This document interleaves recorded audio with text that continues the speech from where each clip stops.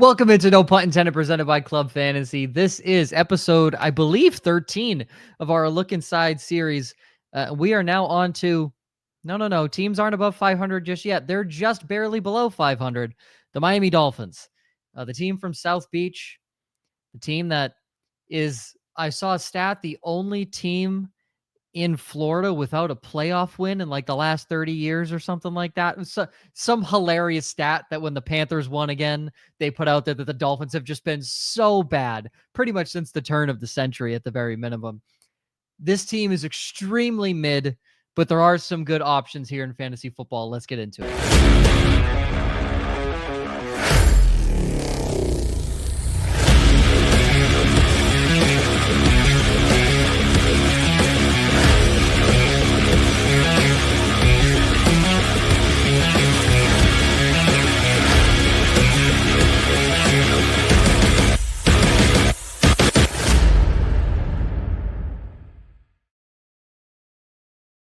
Episode 13, a look inside. Miami Dolphins. We're missing a guy, so it's back to the OG cast. I forget, am I on the left or the right in this situation? I feel weird. I'm always on this side. Okay, it feels weird being on this side. So the OG cast is here with you today. Ryan's got to travel. He's got, he's going to do things. Don't worry, I'm missing a couple because I have to travel. I was about to say you're gonna be doing the same thing here with your I'm doing it for I'm doing it for like my job. He's doing it because like vacation time. It's like, dude, stay dedicated to the craft just a little bit. My God. This guy. All right. 2025 Miami Dolphins. Same coach, same offense. Which only means they're getting worse. They were 8-9 last year. They've gotten worse every year under Mike McDonald, right? Or Mike McDaniel, excuse me. They have, yes. Yeah. So if we're going based on trends, the Miami Dolphins will be worse this year. It's almost like they figured out the offense, they being opposing defenses. Now, what we will dive through if you are new here to our Look Inside show. Not every year. Sorry, not every year. They went 9-8, then 11-6, then 8-9. They peaked okay, so like 3. Congrats. Cool. I just love that it never fails. You being a Patriots fan will always seek out opportunities to shit on the Miami Dolphins. How many playoff wins they have? Like 1 in the last. Zero under Mike McDaniel. Thank you very much. So for those new here, we'll go through the starting offense, pick out some players, quick thoughts and expectations on the whole team, a little bit of a training camp battle, and we ended with some bets that we want to give you guys that we feel confident in, or Josh likes to throw away money for at the end of the show before we move on to our next show after that. So we partner with Underdog, and not just because they're cool and awesome and give you a free pick at first time deposit if you use promo code WOFF, but we do it because the degenerates are on Underdog right now and they're drafting.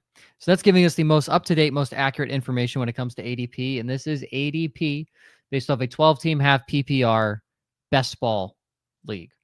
So keep in mind, this is best ball. This will change as our shows move forward throughout the summer, as we get closer to the season, as we have more and more redraft data. But as of right now, we are using best ball, which it doesn't tend to change a crazy amount, but you will normally see rookie draft stock fall. Well, we've already started seeing it. And we've already started seeing it, especially with some of the rookies that were way, way high. And just, in the last, couple of weeks with the refresh, guys like Amari Hampton and Tyler Warren have started to slide a little bit down the ranks.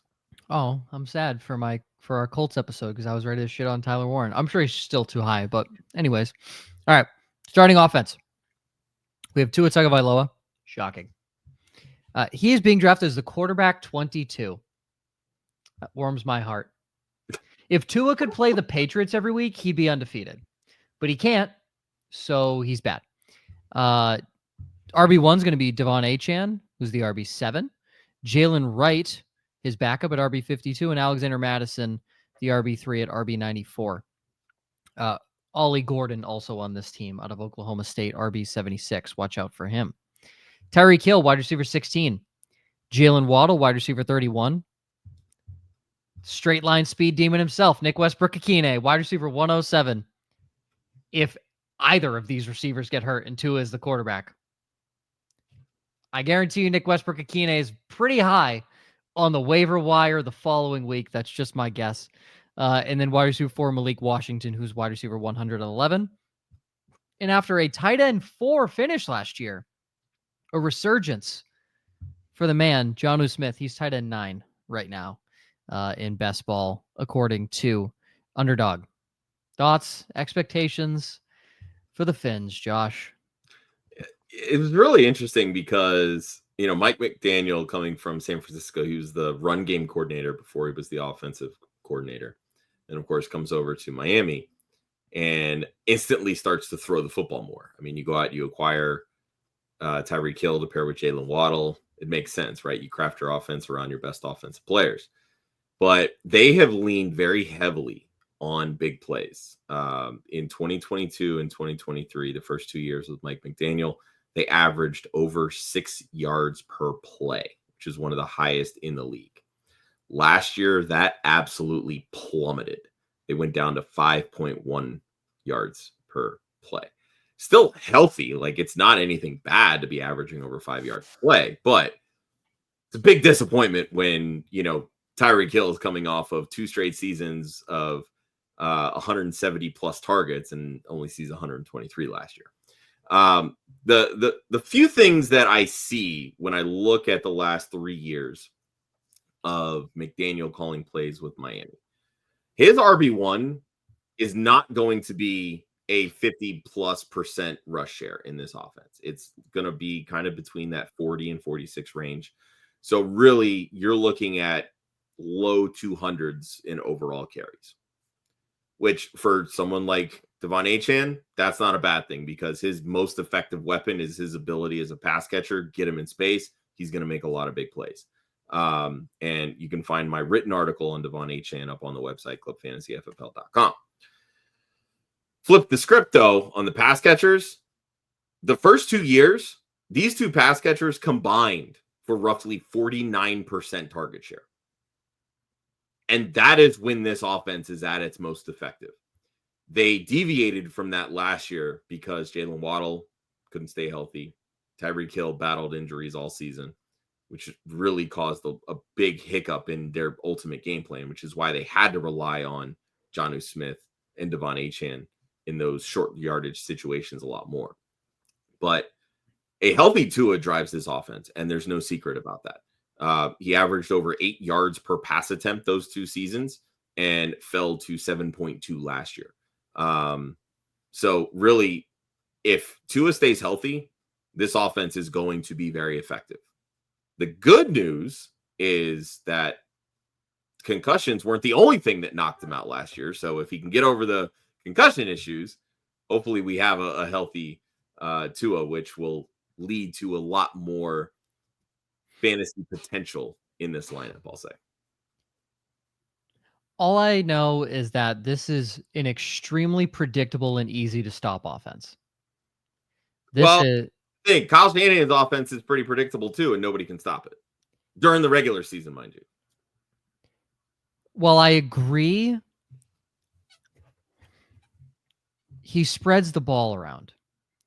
And that is a big difference between Shanahan and McDaniel. McDaniel has centralized it, right? But when you stop and look at it, though, the top 2 target earners in the San Francisco offense, which we talked about on the 49ers episode, it funnels through the 2 wide receivers, right? Yeah, but none of them and are then getting you work in the running back. targets. Then you work it. I agree, right? That's the big thing is has Shanahan ever had a Tyreek Hill that commands a 28-29% target share? He hasn't had that since Julio Jones. But even he didn't even pepper Julio like that. That's what I'm saying. Like he didn't do that. Yeah, he did. Okay, show me the touchdown numbers. Throw to him in the red zone. Touchdowns are different. I'm not talking about the touchdowns. But he found other ways to score touchdowns. It was in the running game, right? Devon Achane has 14 rushing scores the last 2 seasons. And he's 188 pounds. When was Shanahan out of Atlanta? I'm just looking up. Well, 2016, I believe, was the last year that he was in Atlanta. That was the year they went to the Super Bowl, right? Yes. I am pulling up his history right now because I do just want to compare these side by side because they are, at its core, they are the same offense. At its core, they're the same offense. So I take that back. In 2015, his first season, he threw to Julio 203 times. There you go. But next season, he threw to him 129. How many games did Julio play, though? 14. He only played 2 less. So that's like so that's like I looked at that because obviously that's a big thing. Julio has had injury issues later in his career, but let's put the average in there. You're still up to 145. That still isn't cracking once. That's way off from 170. Yeah. So, and yes, also Julio Jones is a much better receiver than Tyreek Hill. Like it's not even close. I mean, he's more physically dominating. Yes. I mean, they both do different things. Like he's a better. You could argue that Tyreek is a better playmaker. Oh, sure. Yeah. Okay. Fine. And that's the thing is like at the end of the day, you want the ball in the hands of your playmakers, and that's what Tyreek Hill is. Yeah, that's the thing with fair. this season though. Tyreek Hill is going into age 31 season. That's usually when wide receivers start to show their decline. At 30 last year, Tyreek Hill started to get hurt and wasn't near as effective. Especially as a speed demon. Yeah. But my point with this offense is you could run press coverage on Julio Jones.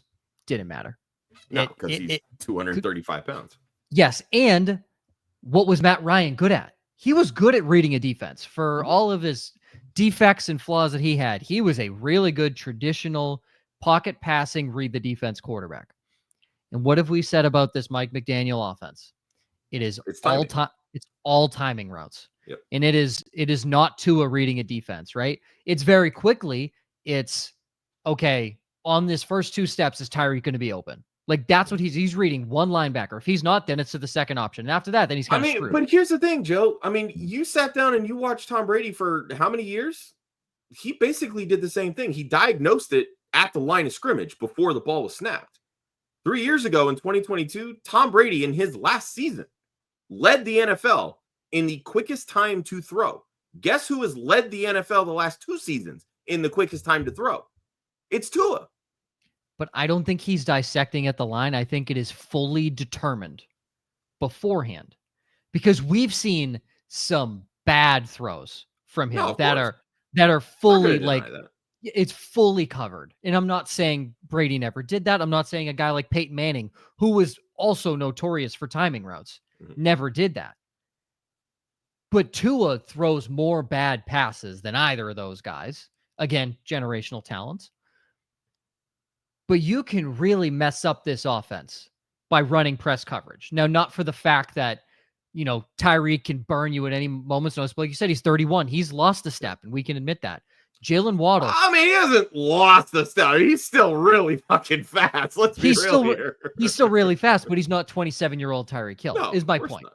Yeah, so he's lost a step in terms of Tyreek Hill standpoint. And also, we bring this up all the time when we talk about this team. The division you're playing in has prepared to cover your exact offense, exactly how you have it laid out. Jalen Waddle is not playing to his level. And Devon Achane and Jonnu Smith did step up, but Devon Achane, and that's why I don't think this is that impressive of an offense. How many times was Devon Achane catching the football past the line of scrimmage? Like there were. I watched one drive. He caught 3 balls in the exact same spot. Everything was a screen. And that's my worry is that's the predetermined. This offense. Well, a lot of that too is you're masking a bad offensive line, right? Like that offensive line is terrible. Austin Jackson, the right tackle, he's the anchor of that team. It's the same way that Trent Williams is the anchor for San Francisco's line, right? When that anchor goes down, everything else falls apart. They made some improvements here. They added 2 interior guards. They brought in James Daniel from where was he at? Pittsburgh last year, and that Jonah Williams, something or whatever from I think he was at Rutgers. Don't quote me on that, but he was a 2nd round pick. Both those guys are 320 plus pounds. Like that's what you need. Like you need to be able to protect Tua because outside of a right tackle, they had nothing. So being able to protect him when on these timing routes, that's going to play a huge role in, hey, you know what? My wide receiver needs 0.2 more seconds to get open from that press coverage, right? That's when he can diagnose and make those types of decisions. I'm interested to see what happens. And then as we're on the topic of Tua, he sits at quarterback 22. He is not being drafted as a starter in any league. No. In Superflex, he's barely your quarterback 2. In most Superflex leagues, again, we're talking 12 teams here. But in 10-team leagues, in theory, Tua Tagovailoa is not getting drafted as a starter. No, he's a streaming option at quarterback. But this is what I find really interesting, especially about the draft price. And I'll preface this by saying, when I do my projections, I'm doing it based on everybody staying healthy. I have Tua as my QB 19. A lot of that simply is he does not run the football, right? He doesn't offer anything when it comes to added yards, rushing touchdowns, etc. He is basically, it's throwing for 4,000 plus yards and hoping he throws for 30 touchdowns. He has thrown for over 4,000 yards before. He was the leading passer in the NFL 2 years ago. But he's never thrown for 30 touchdowns. He had 29 in 2023. He also led the NFL in completion percentage last year. So he knows what he's doing as a quarterback. But this is the big discrepancy that I'm trying to figure out. We're pumping up Dak Prescott because he has these elite passing weapons. They have a terrible running game, all of these things. It's on his right arm, right? He's going to throw for 4,000 yards, 30 plus touchdowns, whatever. He's now being drafted as the QB 14, though. Tua is the discount Dak Prescott, basically, because you're knocking Tua simply for the fact that he, quote, can't stay healthy. Guess who also hasn't stayed healthy much lately? It's been Dak Prescott. So, really, yes. Where are the big differences between those two? One has a brain, the other's is deteriorating. So the injury to Tua is a lot easier to come back. It's a lot easier to re-trigger those concussion symptoms than it is for, again, you could. I mean, at the end of the day, Joe, injuries are injuries. I agree. At the end of the day. Here's the thing: you could tear your ACL tomorrow, right? So let me ask you, so why do we stray away from T. Higgins? Because of his fucking hamstring. But if people are drafting him as the wide receiver 12 because his skill is out of control, and that's what Tua doesn't have. So, but here's the thing: is smart people like us know we're not going to draft T. Higgins that high not because of his talent, because if he was fully healthy, his talent says top 12, no question. But because there's a nagging hamstring injury that he has not gotten over. Now, if I told you that the man tore apart his knee, he got reconstructive surgery and he's back and he's fine, great. That's good news to me. But it's a lingering injury. And that's what I think is the big thing with Tua, is that's a lingering injury. That is not going anywhere. Like that doesn't even take a big hit. That could just take a weird fall, or it could happen in his personal life. Like he could get into a fender bender, and that reverberates and does something to his head. So that's, and I'm not a Dak Prescott defender. I'm certainly not a Tua defender, but I think that's when people sit here and, you look at the two, because statistically, they are side by side. And obviously Dak has the cowboy star in his helmet, so he's going to get that bump no matter what. Of course. But that concussion comes back quick.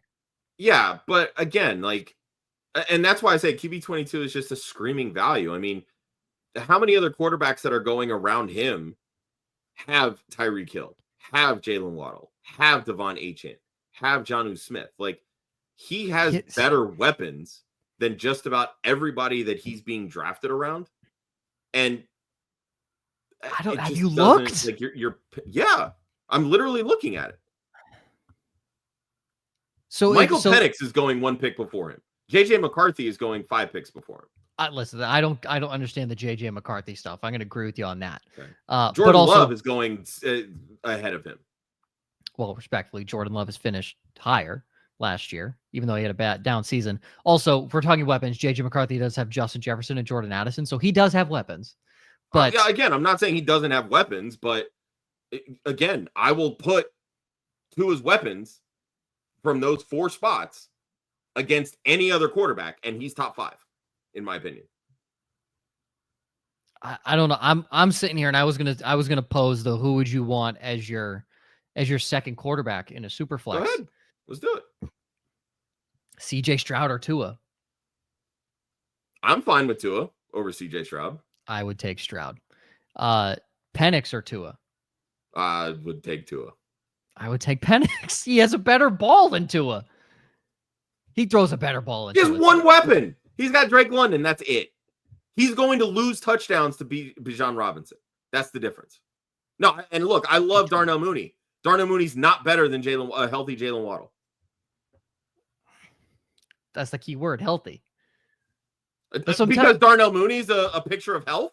He's been hurt too. Played all 16 games last year. What are you talking about? 17 games. There's 17 games. However many games they play. Okay, so we're just basing this off of 2024 then. Because there are other seasons in people's careers. Yeah, and that's the first season he was actually in a good offense with a good quarterback. So, Tua or Bryce Young? I would take Tua. Bryce Young. There's just higher upside. There's higher upside. No. Tua or Matthew Stafford? Tua. There's higher upside on Stafford. That's insane. There's no doubt in my mind right now that Stroud and Stafford are better quarterbacks than Tua Tagovailoa. There's no doubt in my mind that they are better quarterbacks than him. Penix and Bryce Young still have a lot to prove. But I am taking the upside on a quarterback too with those guys than I am with Tua, who I know what I'm getting. I'm getting a guy who's going to maybe play 12 games, a guy with a declining old wide receiver 1 who's injured, an injured wide receiver 2, a Jonnu Smith who we thought was a flash in the pan, and a gadget running back. A gadget run, dude, stop. Where did you just say most of Devon Achan's value is going to come? It's as a pass catcher. As a pass catcher. Yeah, that's not a gadget play. That's scheme. That's involvement in the offense. Yeah, but he's not a great running back. Dude averaged 7.8 yards per carry his rookie season. Yeah, he also had 3 75-yard touchdown runs in one game. Is Chris Johnson, who ran for over 2,000 yards. Let's be real here. One time. And had a string of 100-yard games. He did. 100% he did. 100% he did. Devon Achan's a PPR monster. Devon is a better running back than people are giving him credit for. His bad season as a runner last year was 4.5 yards per carry. There are 2/3 of the starters in the NFL that would kill to have that yards per carry average. And that was up behind a bad offensive line. I think Tua is right where he should be. He can probably pop up 2 more spots to 20. Because I think Lawrence is too high. With this range of quarterbacks, it all boils down to who is going to throw the most touchdown passes. Plain and simple. And I'll leave you with this.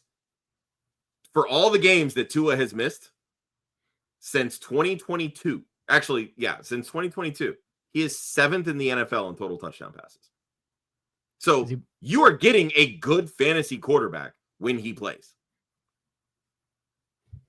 We'll see. You want to start him against New England, I'll tell you that. They can't fucking beat Tua. But his declining wide receiver 1 is currently sitting at wide receiver 16. And 2 years ago, that would have been astronomically horrible for Tyreek Hill. That would have been an astronomical steal for most people. As of right now, I don't know how much of a steal that is. Because you're gambling a lot on a 31-year-old receiver that for some people you might be taking as your wide receiver 1 because he's going in the 3rd round. If not, you're taking him as a 2. If you're going wide receiver heavy and you go 1, 2, 3, fine. Like, go for it. You could swing big on your 3rd one. But would you be confident going in with Tyreek Hill as your wide receiver 1 this season? I mean, if I had 2 running backs ahead of him, yeah, I would be fine with that. I mean, Tyreek Hill's my wide receiver 9 heading into this season. And again, and I don't even have him with some astronomical 28, 29% target share. I have him at 135 targets. I just said Tua throws touchdowns. He's 7th in the NFL in touchdown passes over the last 3 seasons. And he's only played a full season once. Where are these touchdowns going? They're going to Tyreek Hill. He struggled last year, yes. He was hurt a lot of last year and still found a way to fight through it. Didn't hit 1,000 yards, which was unfortunate. The 2 years prior to that, over 1,700 yards in both seasons. He averages about 9 touchdowns per season. There's no reason why a healthy Tyreek Hill can't be a top 10 wide receiver in the NFL. His yards after catch per reception, that was really the alarming number from last year, aside from the yards per route run number, which absolutely fell through a cliff. He was over 3 yards per route run the previous 2 seasons. He fell below 2 last year. And again, when he's not healthy, he can't break through. Teams aren't playing that much press coverage against him. No. It's just, it gets amplified when they do. So it's not about the fact that he can't beat press coverage. It's just he wasn't healthy. The offensive line couldn't stop a nosebleed. So you give Tua time. You give Tyreek Hill a healthy body, which he's starting healthy. And apparently his mindset is like, hey, we're making this shit work. So I have all the confidence in the world that a wide receiver 16 that's being drafted right now can finish top 10, top 5 even, because we have seen it. When you look at all the other wide receivers that are going in that range, none of them have let me rephrase that. Very few of them, because Devontae Adams is still in that conversation as well, have that type of ceiling that have hit those marks. So, if you're talking about drafting somebody with upside, this is the type of move that you make. If you're going to go and grab 2 elite running backs, you should feel fine with Tyreek Hill as your wide receiver 1. Yeah, I don't disagree on the upside portion of that. And it's less on I am worried about the age and health of the player, but it's also worrisome of, again, we talked about it earlier, the comparing between this and Kyle Shanahan's offense. Shanahan spreads it for the most part, especially in San Francisco. McDaniel doesn't. Yeah. He doesn't. And it is peppered through Tyreek Hill, which is good in terms of fantasy value. That's what you want. You obviously want your guys having more opportunity to have the ball in their vicinity at the receiver position. But if teams are recognizing that in just saying, okay, you're going to beat us with Jonnu Smith, and you're going to have to beat us with Devon Achane, but you're not going to beat us with Tyreek Hill and Jalen Waddle. Well, that's a worry. Okay, so when you look at 2022 and 2023, no, he hyper targeted and hyper focused on Tyreek Hill. He was going to be the difference maker. Yeah. Last year, though, they did spread the football around. Because Tyreek Hill led the team. Yeah, well, Tyreek Hill was hurt. Yeah, I agree. But you saw how, and I'll use the term loosely, effective this offense can be when you spread the football around. Tyreek Hill had a 20.8 target share last year. The wide receiver 2, 14.04. Jonnu Smith, 18.78%. Devon Achane, 14.7. That is pretty typical from a Kyle Shanahan style offense, right?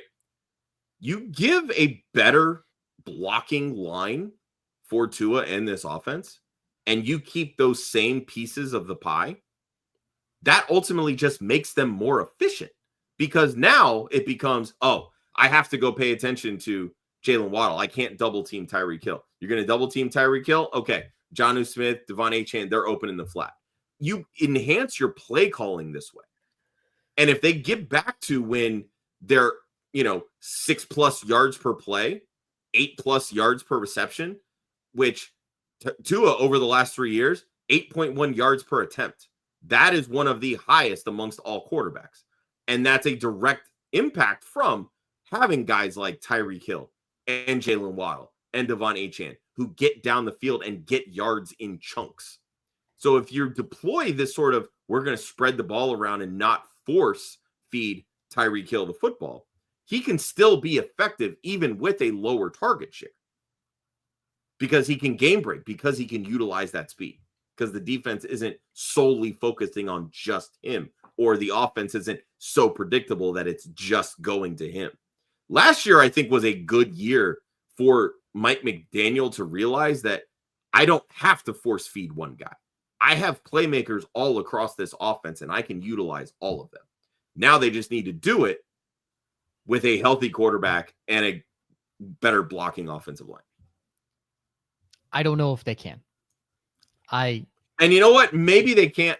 But again, it boils down to they at least have the blueprint from last year that tells them, all right, we can actually call this type of offense. Now let's take the best of 2022 and 2023. Will he call that offense?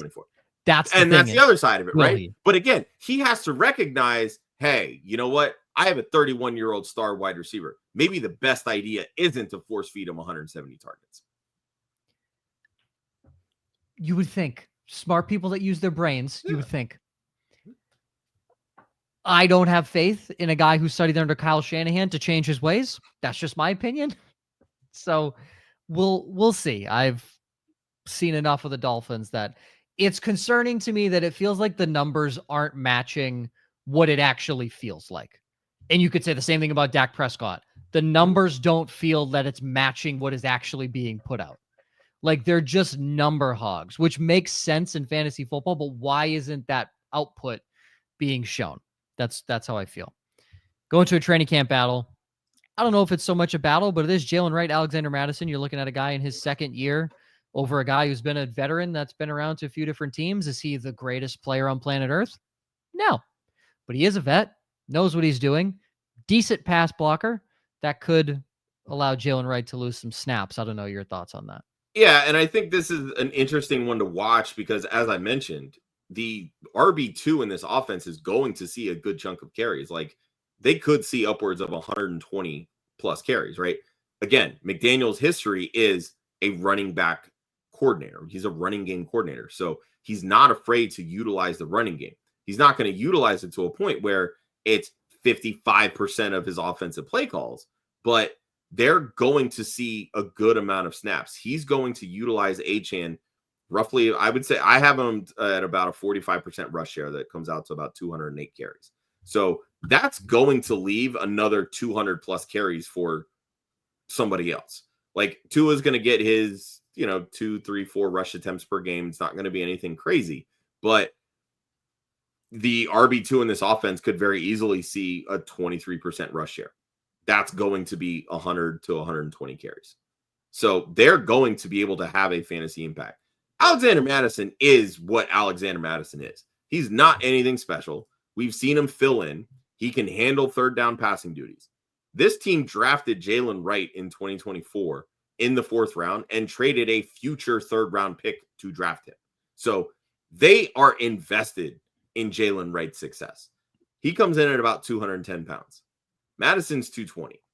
We know what Achane is. He's not very big. So they need somebody that can handle some of that, maybe early down workload, but also sort of spell Achane so that way they're not using and abusing a lighter back to keep him fresh. So that way. Well, maybe so. But again, he's a 6th round draft pick. Yeah. He's not going to be given the opportunities that the other guys are going to be given. No. So that's why I say, like, this is the interesting battle to me. Maybe Ollie Gordon sneaks in and grabs some of these rush attempts. And you know what?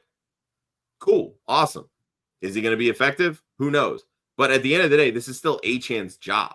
It's not like he's not going to be losing carries to any of these guys. This battle here, this is for who keeps Devon Achane fresh so that we don't have to run him 250 times. Yeah, it is good. It's going to be a rotational piece, and I wouldn't say but much. But it's somebody that can have standalone fantasy value as well. I think Jalen Wright can have standalone fantasy value in deeper leagues. Yeah, I agree with that. In like a 5 flex league, with traditional, you have to start a back, have to start a receiver. Yeah. If you're in deeper leagues, Jalen Wright is a backup. And they average about 20 rushing touchdowns over the last 2 seasons. They've scored 39 the last 2 years. So, like, again, as I mentioned, Devon Achane has scored 23 touchdowns in 28 games total. That includes his receiving ability. Yeah. So there's going to be opportunity for a Wright or Madison to come in and have an opportunity for 7, 8 touchdowns if they're able to. I mean, I'd be happy if Achane scores 12 rushing touchdowns, but I don't see that as a highly likely scenario, just given his size. But he's somebody that can game break and, break off those 30, 40, 50, 60-yard runs. Mm-hmm. Best bets. We got Josh. Is Tyreek Hill to score 10+ receiving touchdowns and 1,000 yards. That's plus 700. That feels... I'm not gonna let that doesn't feel worth it at plus 700. That I feel like that should be higher. Maybe so. I was kind of looking at value, and that just seemed like the closest one because, again, I mean, it's not like he hasn't done this before. Like, that's not a, it's not a hard thing for him to hit. They're going on health and age. Like, that's 100% what this line is. I just feel like that. I feel like it's be like at least 1,000 plus 1,000. You're combining two things. That's very. I agree, and that's kind of what made it risky. That's why I was like, all right, plus 700 doesn't feel terrible at this point. But yeah, like it's still. You bet $10, you're making 70 if it hits. Like it's still good odds. You just need two things to happen, which is obviously scary in a bet. And then in general, just his receiving touchdown line, 7.5 receiving touchdowns. I couldn't believe that. Well, it feels low to get plus 135. Yeah. But the under is minus 165. Tell you, dude, that alone should tell you that the books think that Tyreek Hill is cooked. And I just don't see it. Despite me also thinking that he's not cooked, but he's not going to be what he was. I would still tell you right now he's going to have 8, 9 touchdowns. Like I don't know if he breaks double digits, but I would say he's going to go higher than 7.5, but lower than 10. I would have pretty good confidence in that. So yeah, I mean, if you just wanted to go a straight touchdown bet, the plus 135 for 7.5 touchdown, I mean, it feels good. It is receiving touchdowns. Not that he's had a rushing touchdown in a while, but it is a receiving touchdown. So just know that if you are making this bet. From the defensive side of the football, I don't know. This defense is not that impressive. It's bad. This defense is not impressive. Which is another reason why I like the passing numbers for this offense. Like they're going because they're going to be on the field. Yeah, they're going to be on the field a lot. Yeah, they're going to be on the field. Looking at the D, they'll get Jalen Phillips back. He's a game changer. But after how many injuries can this man come back and be an effective edge rusher? They get Bradley Chubb back too, right? I know he missed all of last season. Bradley Chubb will be back. He had a late season ACL tear in 2023. Yep. Chop Robinson was great. Mo Kamara, who they got in the 5th round, was decent. But, I mean, the only guy I'd even be willing to do anything would be Jordan Brooks over on his tackles.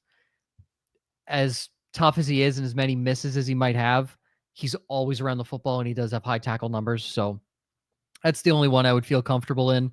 And just quick shout out to my guy, Storm Duck. Absolutely elite name. Who decides to just name their kid that? Like utterly insane naming capabilities by his parents. Yeah, I'm curious if they do end up trading Jalen Ramsey.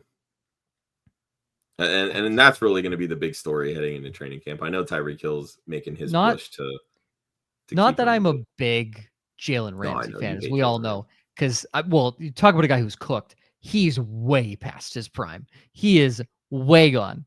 But then you are leaving your corners as Storm Duck, Artie Burns, and Kader Kohu. That's bad. Yeah, that's a bad second. That is vying for worst secondary in the NFL bad. So, and their starting safeties are both free agent acquisitions. Yeah, Ifeatu Melifonwu and Ashton Davis. Ashton Davis, I don't mind. He's okay, but he's not a great cover guy. Melifonwu, same exact guy. Not a great cover guy, more of a run support. So you don't have anybody that can cover in the secondary. They need to get a lot of pressure from their front seven. And that's why I mean, again, a healthy, if they use Chubb more as like a rotational one and they start Robinson and Phillips, I think you have a pretty solid pass rush, and Zach Sealer, he gets in there from the middle as well. You spent a 1st round pick very on underrated. Kenneth Grant. Yeah. So like, I mean, they could get some pressure up front, which again, good pressure can mask a really bad secondary, but this is a really bad secondary. Normally your good pressure is being masked by like an all-star. They don't have that, is the worry on their defensive side. So we'll see how that defense plays out. Next episode. Oh, baby. The definition of mid the last 2 seasons in the NFL. The Indianapolis Colts. Somehow this team with their quarterback situation has managed 8-9 and 9-8. But here we are. Next episode is going to be the Colts. Josh and I again. So excited to break down our favorite quarterback room, Daniel Jones and Anthony Richardson. I can't wait to have a breakdown on that one. Always remember, defense wins championships, offense wins fantasy football. We'll see you on the next one.